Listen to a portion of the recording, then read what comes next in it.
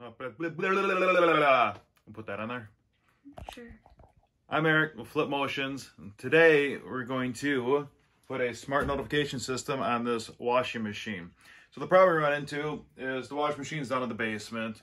We do their laundry. They sit here wet for a while. A couple hours later, you toss them in the dryer and your clothes get a little funky smell to them and you got to wash them all over again.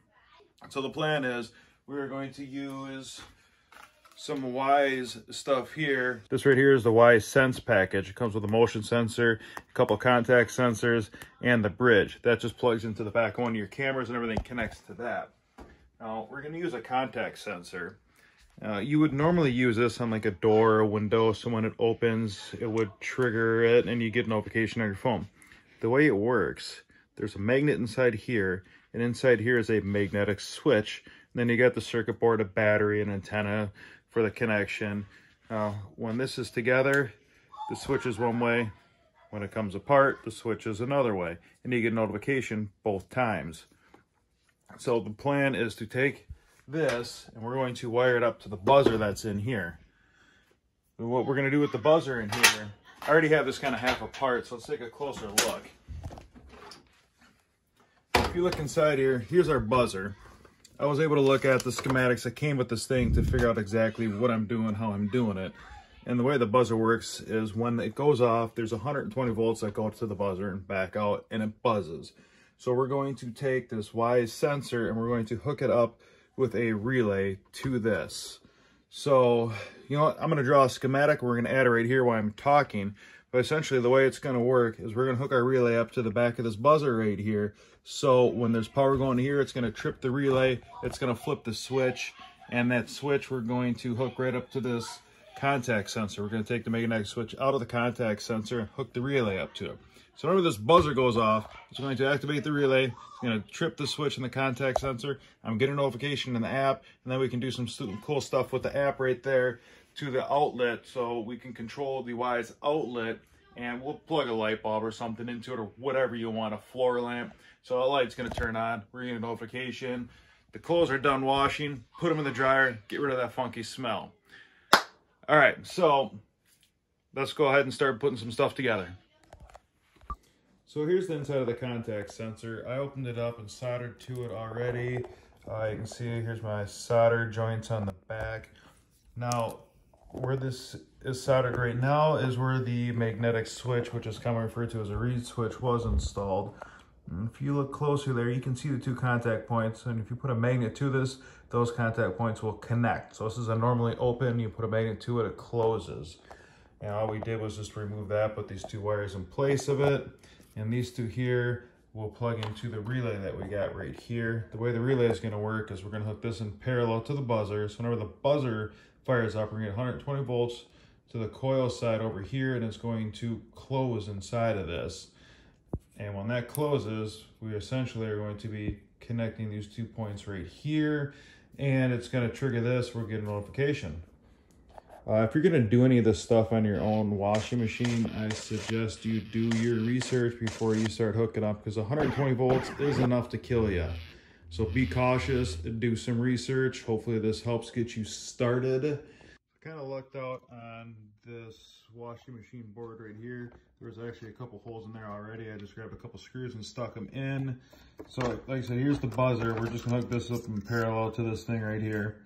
We'll go over that when we get a little bit closer. And then our contact, we're just going to hook up to our common position right here, and then our normally open position right here. And yeah, that's going to be about it. We're going to take it and I'm going to mount it right up inside the top here. So this is plastic, and I'm going to mount it to the top inside of this thing here. So it's going to be about as high as it can be, and it's going to be on plastic away from most of the stuff that's going to cause any kind of a magnetic interference, and it should work just wonderfully. So I add a little bit of hot glue on these wires right here just to help strengthen that connection in case they wiggle. It doesn't, you know, pull on the board and yank stuff too much. I'm not going to glue the whole thing shut because eventually that battery is going to have to be replaced. I have no idea how long. But we're going to make sure we can replace it. This part here is sticky. So we're going to peel the sticky off of this, and then we're going to stick it up inside the head unit here. So we'll peel this part off right here. This is just double-sided tape here, double-sided foam tape, I guess you can call it. And then we're gonna hook this up. Oh, the wires, it doesn't matter which wire you hook where, but one's gonna go to the one that's labeled common or COM, C-O-M. And the other one's going to be our NO for normally open. Hook it up right there. Then this guy kind of wants to just sit. We don't want it over here. Kind of looks like a good spot, doesn't it? Yeah. We'll put it right there. Give it a nice firm push. And ta-da, there it is. All right, now we have to wire these in to our buzzer and plug everything in. Let's go downstairs and finish hooking this up. All right, so we're down here in the basement. I got most of this wired up right now. This is definitely unplugged right now. Most of this is plugged in, wired in. If we look a little closer down here, this is the connector that plugs into the buzzer. This is what makes it buzz right here. So we got 120 volts when this thing turns on, 120 comes into the buzzer one side and comes out the other side. What we're gonna do is take our two leads that are over here. We're gonna actually just pop these out and solder them to them. I think that's gonna be probably the best way of doing it. I mean, you could cut these wires and, you know, do butt connectors on them or scotch locks. There's all kinds of different ways to do it. I think this is probably gonna be the best way of doing it. One thing you definitely wanna make sure when you're doing this is when you're done, you have absolutely no exposed wires at all. It's an exposed wire can cause a short circuit, cause a spark, cause resistance, cause heat, ultimately cause a fire. The last thing you want is your washing machine to catch fire. So we're gonna go ahead and get this tinned up and get a little bit of solder on this thing here. Heat it up and get some solder to stick to this. And we're gonna do the same thing on this other one here.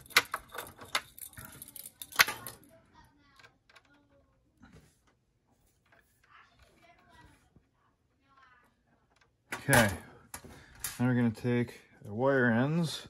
We're gonna do the same thing on these two. We're gonna tin them up, tin the ends of the wire, put some solder on them. Hey, can I maybe do the next one? Just makes everything a little bit easier. Could I maybe tin up the next one and solder them? Sure. There. Okay, our camera guy, Braden, is going to go ahead and get this wire here tinned up and do some soldering.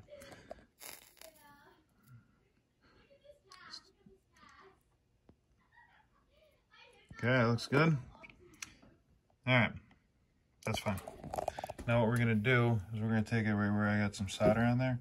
We're gonna solder this wire. We're gonna take it right where I got some solder right there, and we're just gonna solder this wire right to it. Okay? So if you wanna do that, I can hold this. If you can hold that and that, it doesn't have to be perfect. We just gotta have it soldered on there good. So we gotta make sure that we are heating up the solder on the wire and the solder on the connector at the same time and melting everything so it actually sticks. Maybe use the side of the tip rather than the tip of the tip. Oh. I think I might want to use my left hand for this. So I go ahead and desolder it a little bit. But you want to use the side of the soldering iron here. You're going to be able to cover more area. Just like that? Yeah. Here, let's just make it easier for you.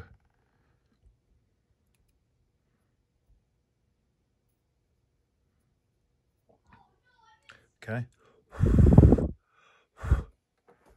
That's good, right? That's actually pretty good, huh, guys? What do you think? Not too shabby? If I try to do it again, it might come Let's out. go ahead and get the next one here. Okay.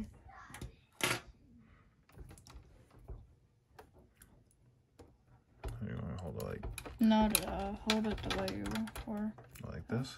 No, this is, yeah, Just like that. Okay. That should work. You want to have the wire laying the same way as the one that's in my hand. That's why I was trying to hold it like this for you. Oh, okay. That Yeah, might work there you go. better.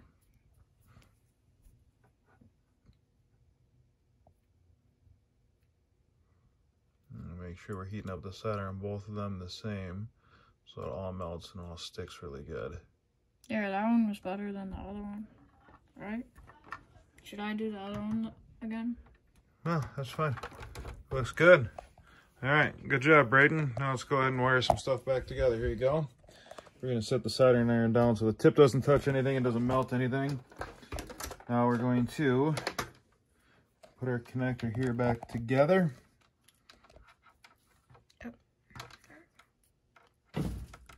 Okay, so that's in place there.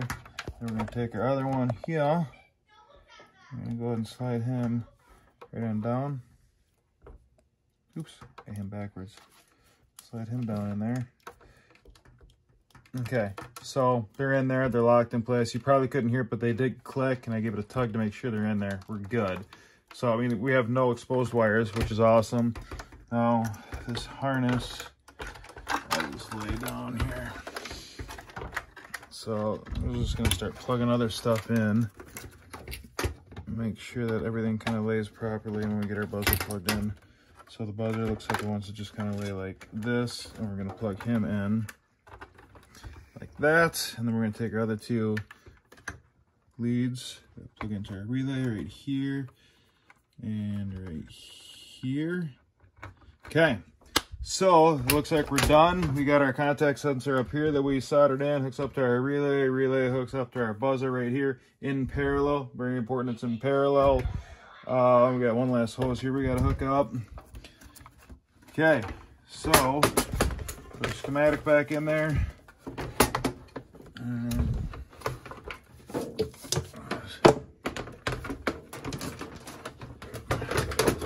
This just kind of goes like boom.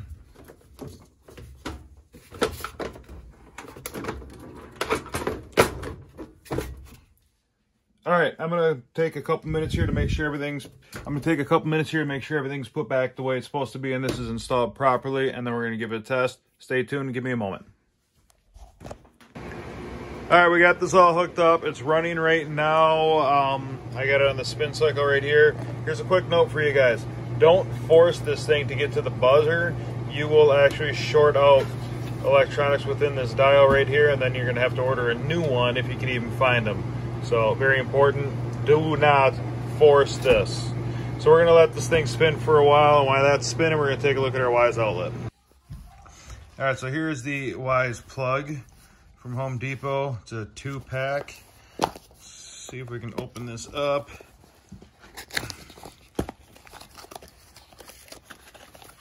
So here we have 2 outlets, kind of like we expected to see.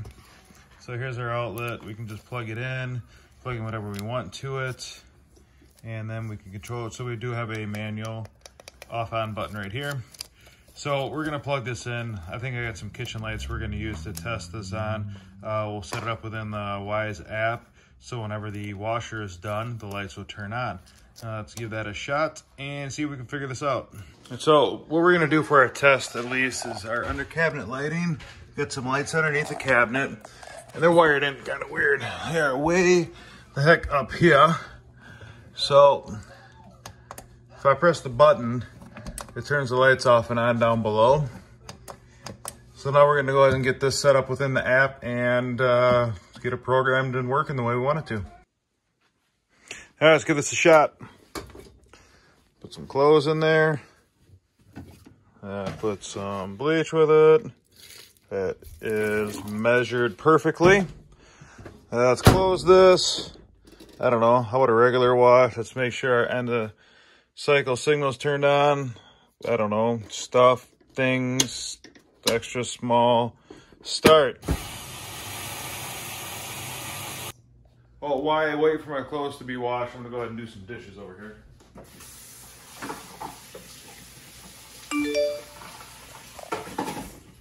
Check it out, guys. The clothes are all washed in the washing machine. So I'm gonna go put them in the dryer right now so they don't stink. If you like this video, if it was helpful, hit the thumbs up, hit the subscribe button down there. If you want some more info, I'm more than happy to do a video on how I paired all this stuff and set it all up within the app. Just let me know and I will take care of that. Otherwise, stay tuned. We'll see you in the next one.